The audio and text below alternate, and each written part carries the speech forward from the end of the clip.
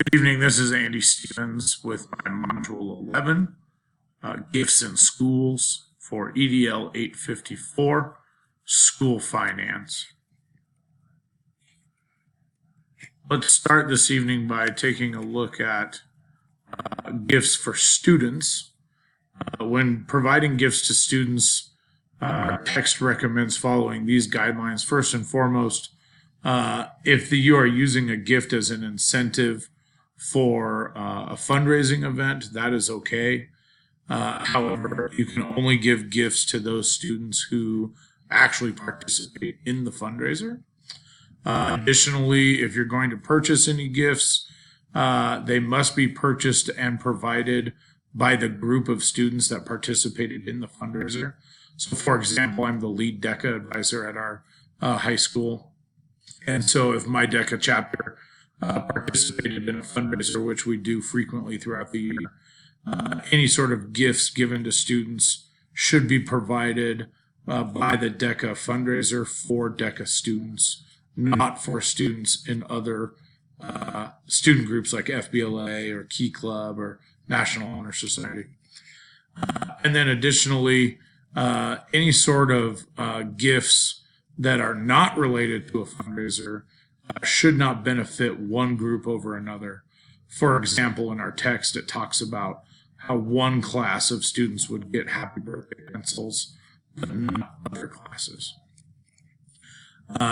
Types of gifts that you might give as fundraiser incentives would be maybe tickets to a local sporting event, or some of the fundraisers that I've run in the past with companies. They'll offer our students incentive presents like school apparel. That might be athletic shorts or a new hoodie of some kind. So we'll see those commonly with fundraisers. Additionally, if you want to recognize your students with some sort of special achievement gifts, which I do often as a coach, you should keep in mind that the gift should be nominal in value and age appropriate. Additionally, the funds that you use for these gifts can come from the general fund, donated, rather than be from a parent booster group or the PTA, or in some cases you may even receive money like from your athletic department if you were buying some sort of year-end special achievement gift for a team. As mentioned, this could include things like medals or certificates. As a coach, we have an athletic banquet at the end of every year where we provide certificates and lettering chenilles and various special achievement gifts. All of that is provided by my athletic department. Now that we've talked a little bit about gifts for students, let's look at gift giving guidelines for staff members.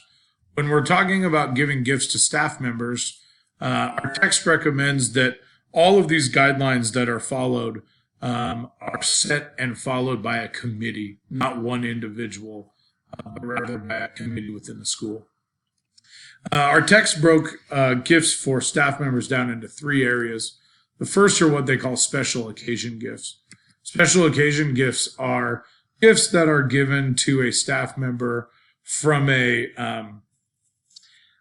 from funds that are sourced and that are gifts that are reasonable in price, and then again with funds that are sourced from what's called Staff Remembrance Fund.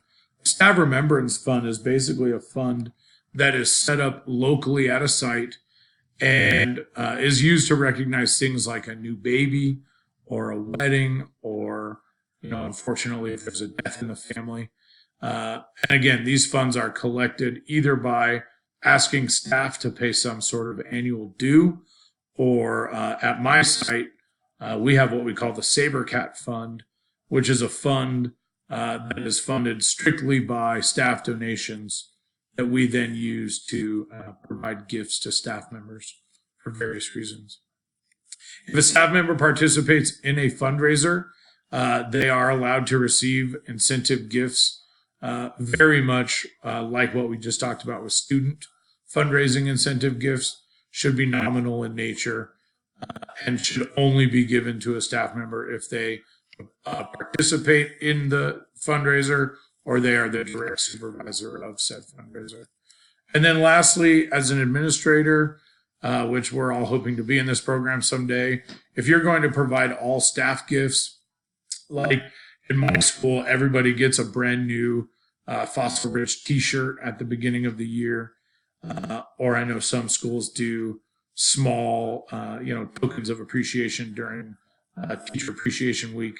Again, those should be nominal in value and sourced from either donated funds from a booster account or a PTA account, or some sort of staff due or donation. A couple of other things that I wanted to note about gifts to staff members. First and foremost, some legalese. If you as a teacher receive any gift of cash or cash equivalent, that needs to be reported to your payroll department, because the IRS considers that income and will require that you pay taxes on that cash or cash equivalent gift. And then secondly, really because of this fact, cash or cash equivalent gifts should be pretty rare.